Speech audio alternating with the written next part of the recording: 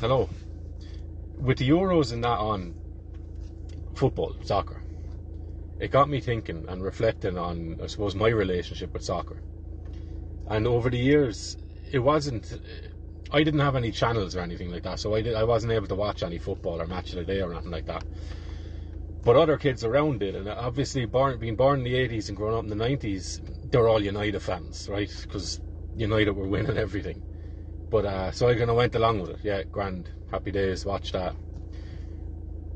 But as I got a little bit older, I had no real affinity for United. It was just to do when in Rome, But my affinity started growing, or I started to recognise an affinity I had for Liverpool, right? That could be for a number of reasons. Liverpool have nearly always had some sort of Irish player, or a player in some sort of position in the Liverpool team, right?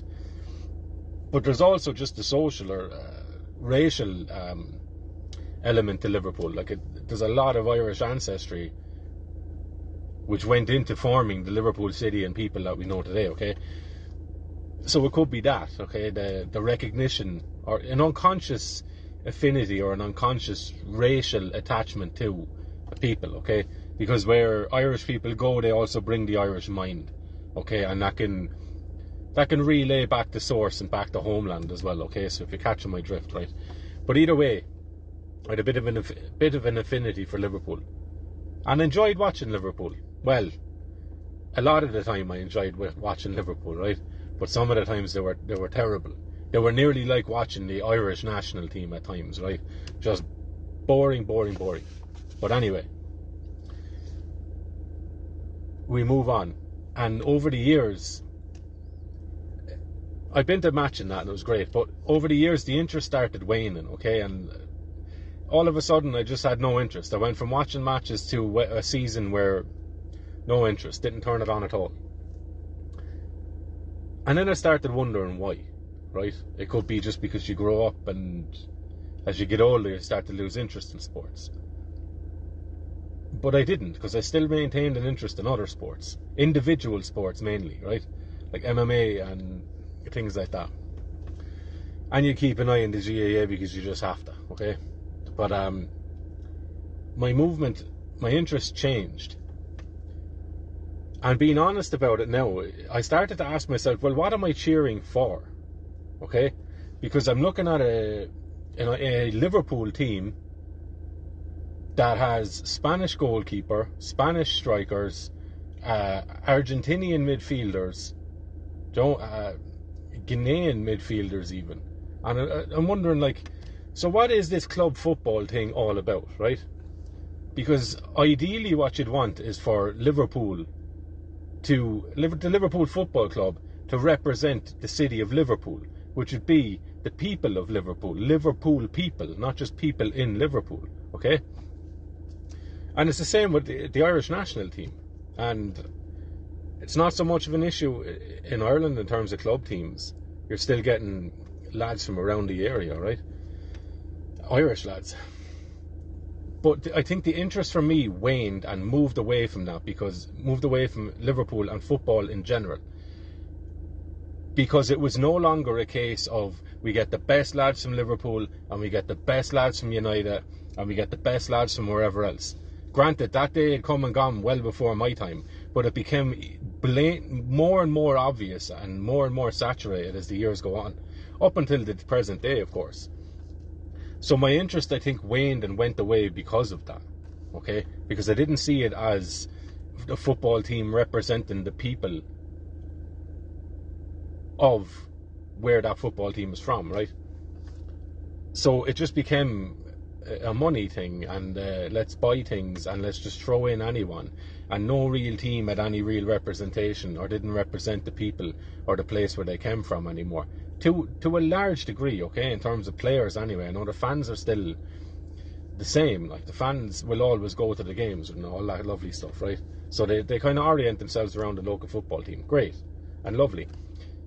But for me. But for me, my interest went away when the connection between the locals, the stadium, the players, the team manager, all that stuff. It was all interlinked, right? I don't believe, you can have your own opinion about it. I don't see that anymore, okay? So when you bump that up then to the national level, I'm sitting at looking at the Euros thinking, why bother? Like, who's supporting this, and why? What is it that people believe that they're supporting when they're looking at a national team? National means a race, a group of people that it's racially based. Okay, that's where the word nation comes from. So the England team should be English people. The Spanish team, Spanish. Nigerian team, if you're looking at World Cups or African Cup of Nations, all that stuff. Nigerian team, Nigerian people. All lovely stuff. And isn't that not the beauty of being alive as a person?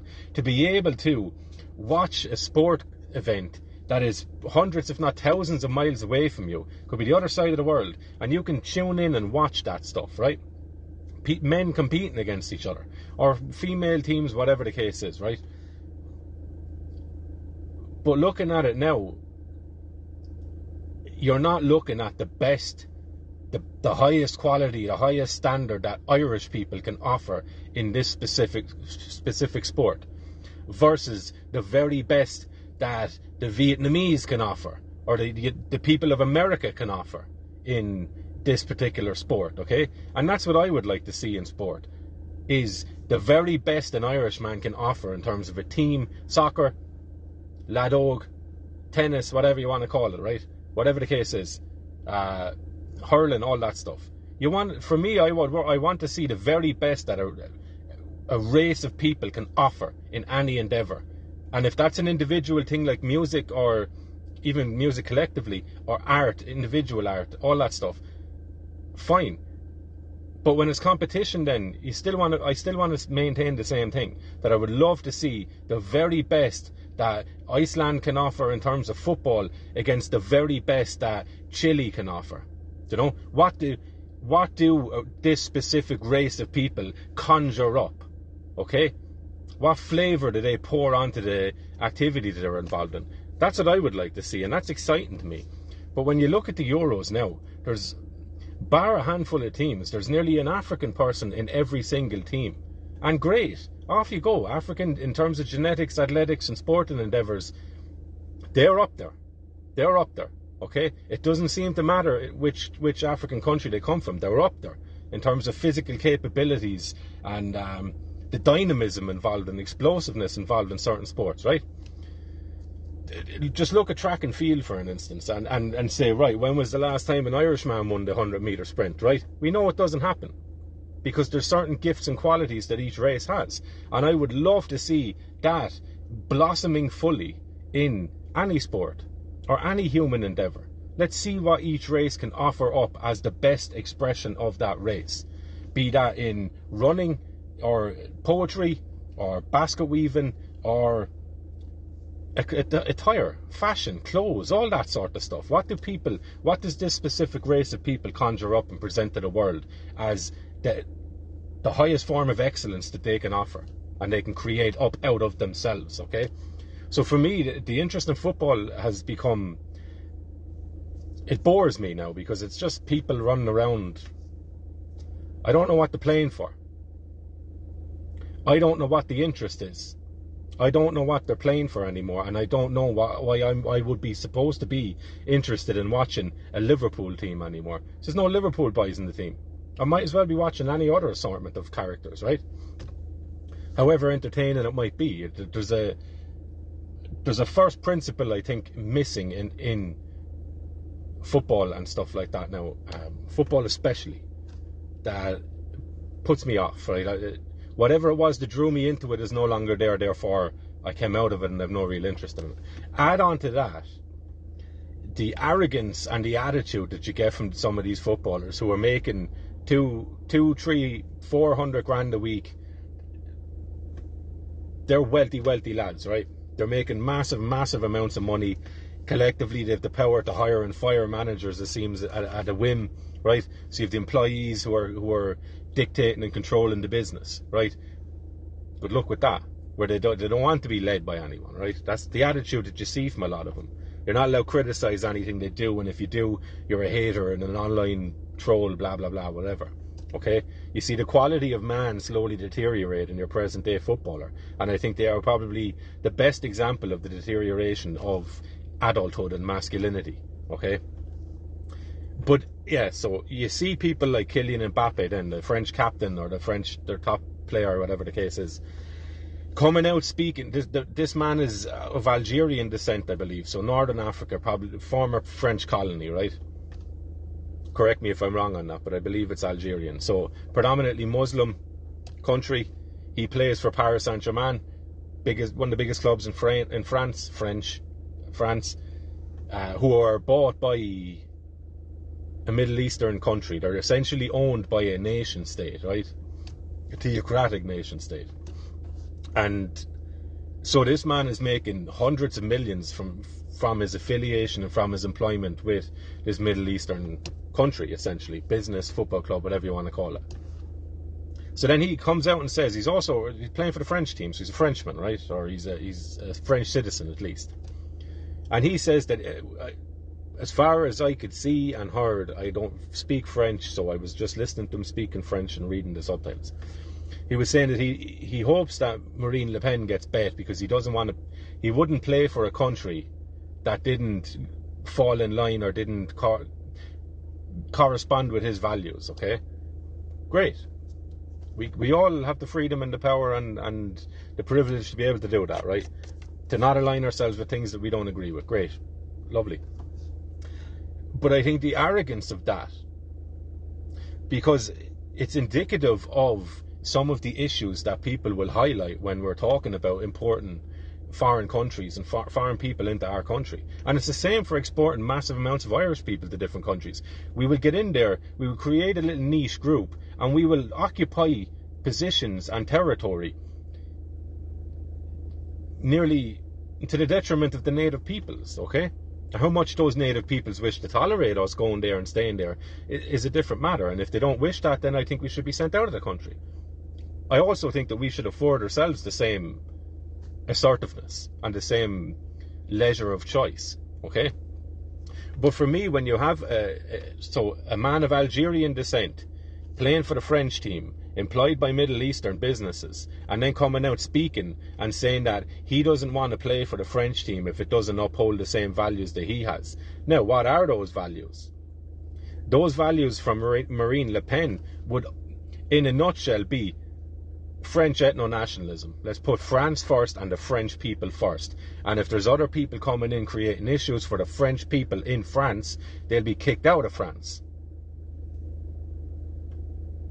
Perfectly reasonable. These values would have been French values prior to Kylian Mbappe's family arriving in France, and they should probably be French values far after the time of Kylian Mbappe and his life in France. Okay? So, in a nutshell, is football exciting anymore? Not if you're watching this tournament. Is there way too much of an emphasis and a power being attributed to these athletes who are getting paid ridiculous amounts of money for doing something that kids do for free because they love it? Yeah, way too much. And these are the idols and these are the stars that children are looking up to today. So we also have the halo effect, where because people are good looking or good in one area, we tend to assume they are in another, right? So Kylian Mbappe, fantastic footballer, explosive, quick, great, blah blah blah, all that good stuff. That don't mean he's smart. That doesn't mean he has anything interesting to say in any other realm of social life, okay, or human life. So, in a nutshell, I think football is indicative of societal issues that are now beginning to manifest themselves wholesale. There's nobody avoiding this anymore, okay? It's going to be an issue if it's not already in your area or down the road from you, okay? And people seem to be overlooking that, and that's what interests me, is people will watch. They might have been a Liverpool fan, for example, for 50 years. Their father was as well, and all the way back, right? But when their father was watching, it was predominantly Liverpool lads that were playing, and now I don't think there's one or two maybe. Harvey Elliott, is he from Liverpool? There's one or two, I think, that might be local lads. But outside of that, you'd wonder what these people's affinity to the club is, or to the people, mind the club, to the people of that place. And what does that say about a people's confidence in themselves if they're willing to go and cheerlead a group of people who are paid to come here and represent your club, your town, your people? Or is that even the case with football anymore? Is it gone so far beyond the pale that it's fallen off the horizon and it's no longer about local clubs representing local people? It's just another business now, you know. And I suppose you can juxtapose that then with the GAA, hurling and Gaelic football, which isn't as commercialised, although it's after taking a few leaps that way in the last few years. But these aren't highly paid people, if paid at all. They're paid indirectly, right? But they're not paid Kylian Mbappe style money. And you're still seeing a patriotic or a tribal flavour to that, okay? Where it's the very best of Tipperary people against the very best of Cork people. And that's a beautiful thing. Look at the energy and the enthusiasm that you see in a hurling match.